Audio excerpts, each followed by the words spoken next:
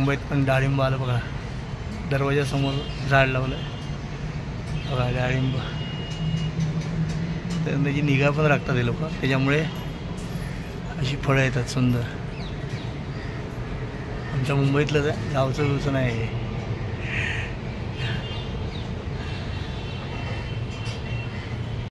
मंडळी, मी स्वप्नील कात्रड आपल्या सगळ्यांचं स्वागत करतो आपल्या लाडक्या यूट्यूब चॅनलमध्ये, ज्याचं नाव आहे मी मनाचा राजा. तर कसे आहात मंडळी, मजेत आहात ना?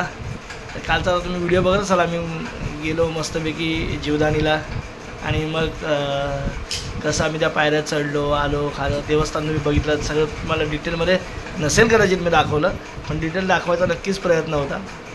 आणि दर्शन करून खरंच खूप छान वाटलं, मस्त वाटलं. तर तुम्ही बघा. आता बघू, आता मी चौथं देवस्थान बघतोय, कुठे कुठे जायचं. आता सुट्ट्या आहेत तर मुलांना बघायचं आहे कुठलं देवस्थान आपल्याला करता येईल.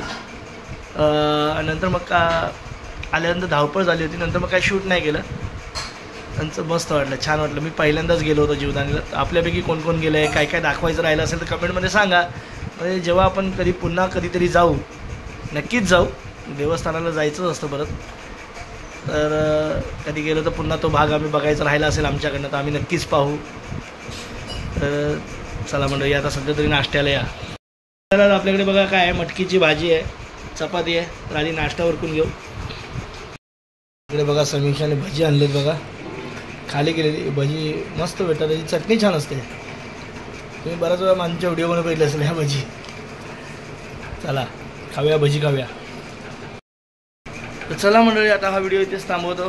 आज काय दिवसभर शूट नाही केलं, कालचा जरा कंटाळा पण आला होता. आणि तर चला आता झोपतो. थोडंसं झोप पण आले. काल पण ॲक्च्युली भरपूर काम होतं, आज पण भरपूर काम होतं. झालं का ना? तर चला आता मंडळी झोपतो. पुन्हा भेटू उद्या सकाळी. तोपर्यंत tata, bye bye, good night, शुभरात्री.